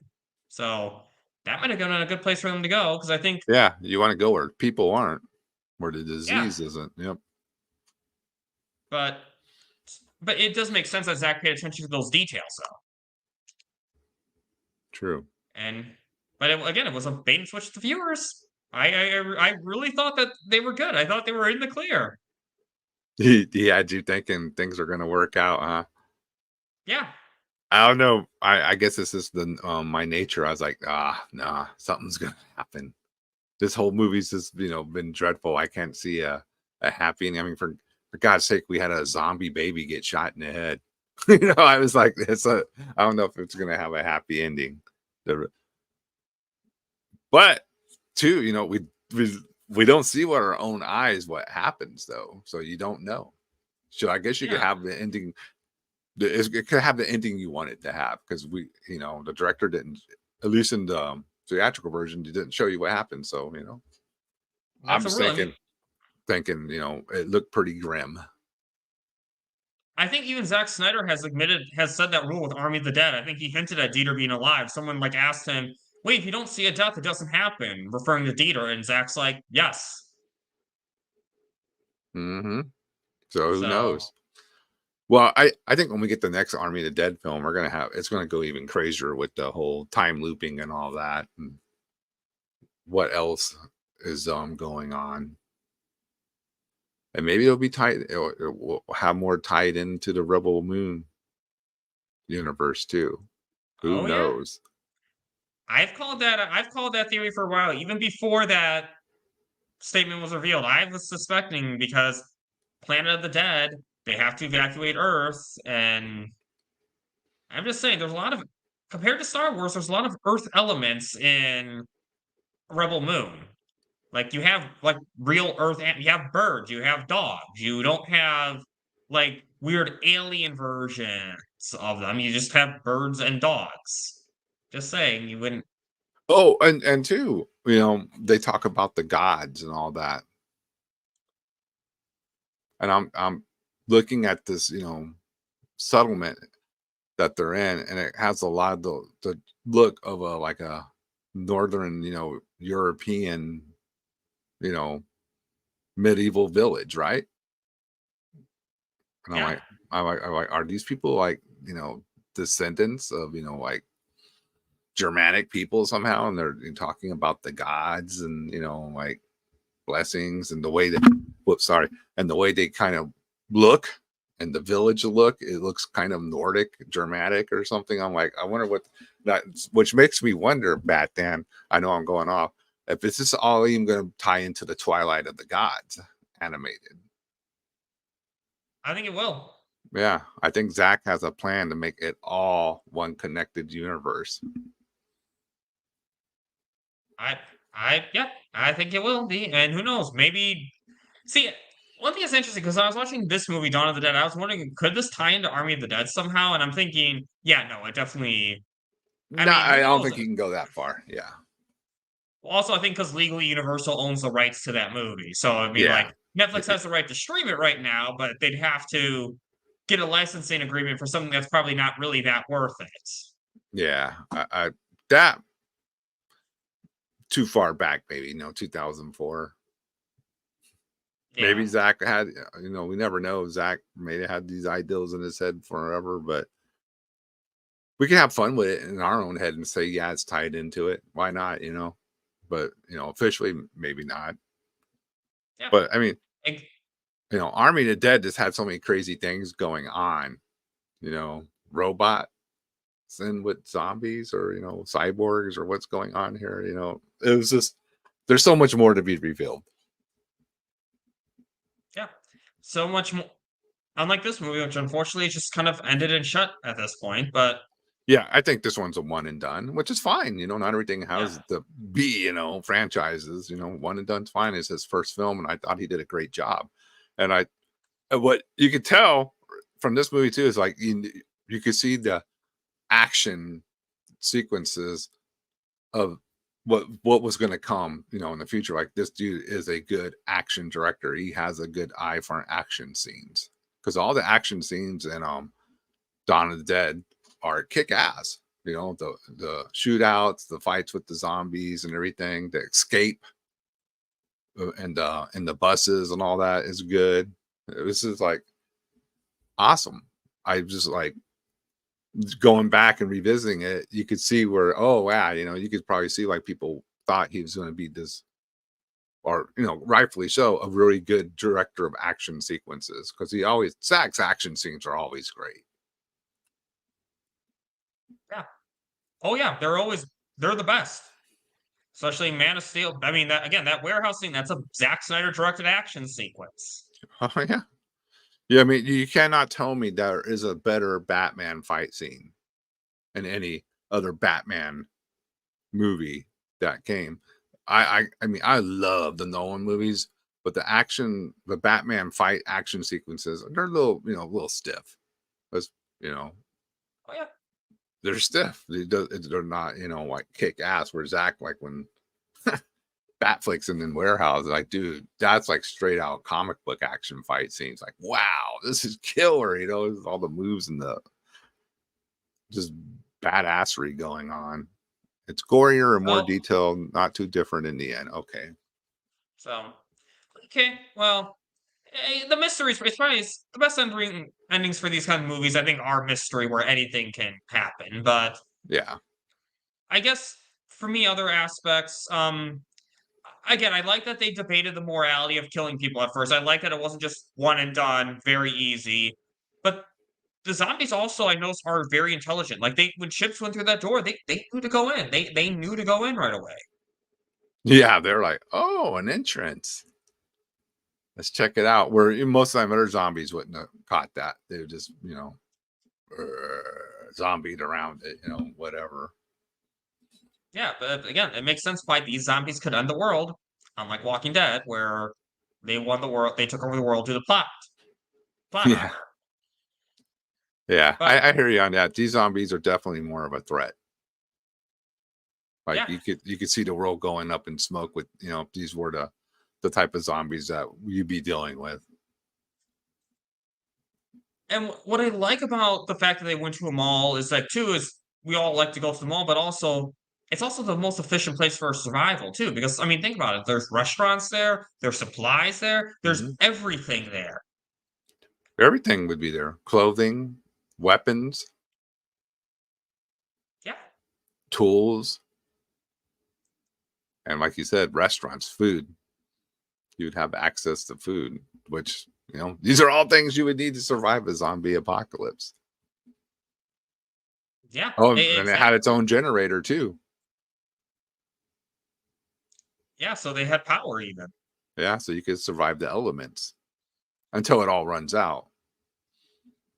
But you have But to think, you can only think of one step at a time, and that's what it was. They thought one step at a time. It wasn't sure. until, but so many horror movies I watch, and it's just like they just do stupid things and they get killed for no reason. And I mean, occasionally there's Yeah, a I little mean bit of that. it, but Yeah, that's a bad. It usually is like no one in the right mind would go. Sometimes in some of these horror movies, like, hey, all these people were killed over here. Let's go stay there. Like, yeah, no, not a good idea. I think it's like Geico commercial or some car insurance commercial where they're in the Oh, that's horror the movie. chainsaw. Let's go hide behind all those chainsaws or whatever. Why can't we just get in the moving car, the running car? That's yeah. We could just drive away, but no, let's go hide behind all the chainsaws. Even the guy with the chainsaw, even he's rolling his eyes. It's like, oh, come on. Come on, you're making this too easy for me. Give me some of a challenge, Yeah, I hear you. That's true. Yeah, a lot of horror movies are pretty terrible, and they're All states. Okay. Yeah, right. Yeah, all state. That's all right. state. Thanks, Zach. But I'm just Zach saying, if Zach you, made their decisions like realistic.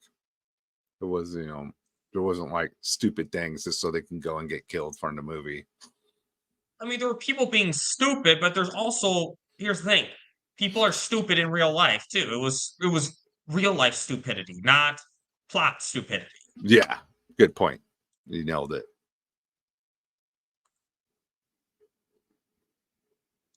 Oh, okay. Damn. You're, I guess anything else before we wrap this up? No, it's just that I still gonna stand by my first statement. I think this movie started the modern zombie craze. This was kicked it off, and rightfully Yeah. so. It was it was a hard hit, which I always say is different than like mainstream hits, because hard hits aren't expected to be like number one for 4 or 5 weeks straight.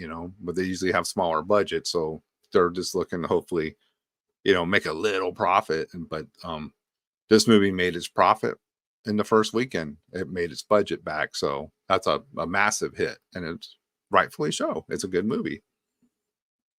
Exactly. This was a great, I mean, again, first time director made a really amazing film and one of the best zombie films ever. I mean, I'll be honest, I think I like this one a little bit better than I like Army of the Dead. And I like Army of the Dead, make no mistake, but I Yeah, think I do like this one. but remember too, Army of the Dead. There's still more to the story where this one got to wrap it up. Yeah, that's a fair point too. Yeah, So so that we'll might see. change when you see the rest of the Army of the Dead films, whenever I those mean, are coming. even Mikey Sutton was converted with Man of Steel after seeing Zack Snyder's Justice League and BVS Ultimate Edition. Yeah, I mean, So how can you not like those? It's crazy. Yep, I know that. I've been in those arguments, but overall, this is just a really fantastic film, and I can see why I started to like Zack as a director more and more. Just, I mean, this was a really great start, and I guess Necron, out of 10, what would you rate this film overall? Out of 10, I'd probably about an 8. I give it an 8. Okay, that's a really good score, and I would say for me, I would give it But 9 point. oh, you're going higher than me. Look at this. Yeah, I was gonna give it a 9.693826789 out of 10. Okay, Really, I'll go. My final score is gonna be 8.5. okay. And I oh can't wow, put you it gave your quite own. in my 9 and higher, but it's really close. It's really close. I 8. think for me, I can't believe Zack Snyder. You gave your own movie an 8. Really? Okay. Well, being humble. Zach's always known for that. And okay, for those in the chat, just drop your scores. But Yeah. What do you guys think between 1 and 10? but overall, again, it's a really great movie. I think it really, I agree. I think it redefined the zombie genre, and Oh yeah, for sure. unlike a lot of other horror movies, I don't really have too many story issues with this. I mean, I And love it Winnie the Pooh, wasn't Blood and Honey. yes, it was a remake, but it wasn't a shot by shot remake. It had a kind of a whole totally different plot, you know, in the characters and all that. Where, yes, the first one, they were stuck in the mall as well, but a different story happened. This one is different. Which is good because you want it to be somewhat of a surprise. Yeah, you don't want to basically watch, the shot by shot remake of a movie. It's like I saw this. I know what's going to happen. There was not a zombie, maybe. Austin, that's a good way of looking at it. Yeah. 8.5 movie for a zombie movie. Now, yeah, if you ask me, like in the zombie genre, where would this rank? I'm going to go with Austin 10. Yeah, that's a fair point too. Yep. So, okay, you know what? I normally don't like to change my scores like this, but since Austin brought this option, I'll just present it. I'll say, as a regular movie, we'll give it 9.432698589, and then a zombie movie, I'll give it a perfect 10. So, I guess Yeah. going with that, Necron, what would you say? Oh, I'm going to go a regular movie 8.5 because, I'm taking people who aren't horror movie fans or, zombie movie fans. I'm not going to tell them, oh, this movie's a 10. You're going to love it. I'll say, it's probably like an 8.5, as a general genre movie. But if I'm like talking to horror fiends and all that other stuff, and people who I know like horror movies and all that, I'm going 10. I would say as a zombie horror movie, yeah, this is a 10. Yeah, and I think, for me, I think the fact that compared to so many other horror movies, and again, I love Winnie the Pooh, Blood and Honey, but even that, I admit there's plot holes in this. I just don't think of many plot holes that really take down the story. So I think overall, it's a really great movie, and I'm really glad you came on to talk about this. Oh, I was excited when you asked me because I was like, yes, this is a subject I can get into, and talk about. This is going to be fun. This is right up my alley, and it's a Zack Snyder film, so it's like a double, fucking badass thing. Pardon my cursing. I'm trying to get that under control, but I was excited. I was like, I want to do this. Yeah. I dropped an F-bomb earlier, so as long as you don't do it in the first 30 seconds, you're fine. And no, because we have the intro way countdown. And again, I'm very selective with my guests for the shows. Like I'm always like, a topic, got to get this person on for this particular topic, and this was perfect for you. And coming up, I guess I didn't plan this. I had no idea, but I guess since Zodwriter kept dropping stuff in the chat, I guess we're gonna have to come on at some point to review the director's cut. Yeah, I need to watch this director's cut now. Because it's always, especially with Zach, that's going to be the superior version of the film. So gonna have to see it now. Yeah, so be on the lookout for that. I'll include this in my little Zack Snyder movie series. So we'll do that, and then I guess coming up for me after this will be Watchmen with a guest to be determined. Oh, Watchmen, fantastic! But Necron, what's coming up on your channel? Tomorrow night, I'm very excited. I'm gonna have the record label owner of in the metal world. This label called Nuclear War Now is like one of the most popular underground record labels in the whole wide world, and he moves a lot of underground records, and he puts on fest all over the world, like label fest in Germany, Mexico, America. Yeah, Oh, those wow, are that's the really cool. yeah. His name's Yasuki. He's originally from where is he from? He's from California, but I'm trying to remember exactly. Oakland, California area. And Japanese American guy, started his own label up there, did a great job, and basically had to leave California because it's too hard to run a business there, basically, with the taxes and everything. Oh, So yeah. he relocated to Austin, Texas, like a couple years ago. So he located to Texas. Yes, he's in Austin, Texas now. Runs the label there, and also where he has his warehouse. He has like a little store in the front, and it's like a little heavy metal record store in the front part of the warehouse. You can go in there and buy records, and it's all type of metal. Where his label is really mostly really brutal. Death, they call it death metal, war metal, black metal, and all that. But in his shop, he has everything, all type of classic albums and all that. But you better be willing to pay a pretty penny.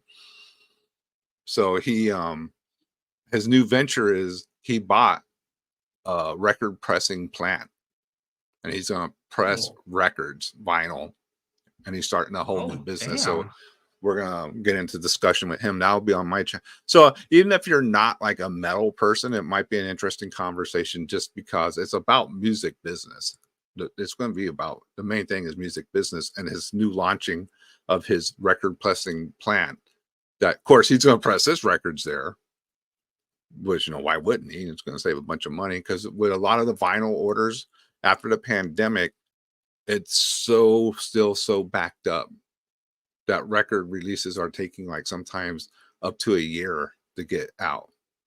Like the CD will be out for a year, but the vinyl, you're going to have to wait a year or a half a year to, get that version. So he was like, nah, I'm doing this. So he's going to talk about that. His record press, and he's taking business too. He's going to print, he's going to take orders from other people, other labels, I'm sure, and try to, make a business out of this for him as well. When is the stream going to be? Tomorrow night, 7:30 Central Time on my channel. Okay. Yeah. And guys, link to L Necron's channel in the description, so check it out. That sounds like a very interesting stream. Yeah. It'll be fun. I want to get into California, the wonderful state of California, is running off businesses. Let's get into this. What is there? What's going on here? Why did you feel I know he told me it was business and crime were his two biggest concerns leaving California. Oh. Okay. Damn. Yeah. Well, I think it'll be a great show, and guys, check out L Necron's channel. I think I'm excited for it, and that's what I love about you, is that you do all this, like, here you are talking with me about nerd stuff, DC stuff, Zack Snyder. I guess mostly Zack Snyder, not DC so much this stream, but still, the fact that you're but the fact that you're on here talking this stuff with me, and a little bit of DC stuff too. You're talking about this stuff here, but the fact that you have this very diverse interest on your own channel with Metalhead and this record business, I love the diversity of your interests, and I think that's one thing that's really always interested me about your channel, is that you really have that real diverse set of interests you show. I know it probably kills my algorithm, because sometimes it's like, what, it doesn't know where to. But I feel, if you just do things that are true to what you want to do and talk about, it's going to find someone somewhere, and that's all that matters. If you're just doing this stuff for hits and viewers and super chat money and all that, and that's your sole reason, I think it will backfire after a while. You just gotta do what interests you. Exactly. And like what Austin says here, He says it very well. Yeah, it's true. And that's the thing with me too. It's like, I talk about the stuff that I'm interested in. I don't just do stuff to gain views. I'm really enjoying this stream, and I guess coming up on my channel is this Friday I actually have an interview with APAS. I'll be interviewing her on the channel. So Oh, that'll be a good one, dude. I'm really excited for it because I'm relaunching my interview series because Mikey Sutton really believed in my interviewing skills, and one thing I want to do to honor him is relaunch my interviews to just really pay tribute to him. And I think he would really develop my interviewing skills more and do what he believed in me. Yeah. Mikey showed us all. He saw things in us maybe we didn't see. So I would take heed of what Mikey saw in you and run with it, because he's pretty much spot on. Like I never thought I'd be some person who did YouTube before I did YouTube. So I met, I would go on my friend's metal show every once in a while, but I didn't think of launching a channel. Skywalker the Jedi was the one that pushed me into launching my own channel. So you can blame Skywalker for the Necron channel, the witching hour and all that. But, sometimes you don't know because you don't look at things like what, what I mean? You're not looking at things from someone else's eyes. You're just looking at them from your own eyes, right? And so you may not see what they see. And some people see things and it's cool. And I think like what you're doing, Bat Dan, I think what everybody does, in the whole like Sill Nation umbrella, the cool table, Austin loves sports. And I love watching Austin's and Sill's sports show because it's like you're just hanging around with your friends talking about sports, but they really kind of know their shit, when they talk about all these stats and players and all that. And I get educated by just watching their channel. So that's like a benefit for me because I'm like, oh, I didn't know that about this team, or I didn't know that about that player. So it's just cool that everyone is doing their thing. But I think if you're doing it from an honest, like an honest, passionate place, it's going to find its way to the right people. Oh, and I need to plug Pandora's Box is going to be happening more often too, in honor of Mikey. Oh, good. Yeah, I did a Godzilla one for Godzilla -1 last week with my friend JD, who went and saw it and like was excited. So we decided to do a stream on that. And I think on the 21st, you're hearing it first, it'll be me, Retro Nerd Girl, and Skywalker doing a Rebel Moon talk about and a Cell ZSJL to Netflix, Cell Snyderverse to Netflix talk about too, tying it and all that. The 21st, you said? Yeah, the 21st. If we all can get on the same page and we all agreed, but you never know what could happen. But hopefully, yeah, that happens on the 21st. Yeah, guys, check it out. Definitely check it out. I can't wait for that. And I guess for me coming up, other than my interview with APAS, is I'm hoping to get a reaction or a trailer review for Winnie the Pooh Blood and Honey 2, because that trailer came out today. You're into that. I need to watch that, man. I really love the first movie. Zada and I both loved it. And we'll see if I get this out, though. I have a medical procedure coming up on Wednesday, and depending on how I'm feeling... Sure, yeah. I mean, it's not doing too bad. Basically, they're just sticking a camera down my stomach and giving me anesthesia, so I should be fine. But who knows? Yeah, you never know till you're there. How you exactly. feel. Yeah, hopefully you'll be fine. Yeah, hopefully we'll be fine. I'm more precautionary thing. Just basically, I've had GERD for the past 4 years, so they're just sticking a camera down my esophagus just to make sure nothing worse is happening. So. Better safe than sorry. But so point of that, I guess point of me explaining all that is that I'll try to get the video up, but because of that, I may not be able to get it up. So, but still, it will come out eventually, and lots of great stuff coming up on the channel. We'll do more Zack Snyder. I'll do more Zack Snyder reviews, and I guess Sox and I will definitely have to review Madam Web when it comes out. So be on the lookout for that. Oh yeah, I don't even think that looks that bad. I probably will go see that one. Yeah, I think it'd be pretty decent, and yeah, And again, thank you, L Necron, for coming on. I had a Hey, really thanks great for time having me. discussing this. It was a good one, Anytime. dude. All right. And guys, if you like this video, please like, share, subscribe, hit the notification bell for more unique takes and interesting thoughts. And on that note, have a bat-tastic day.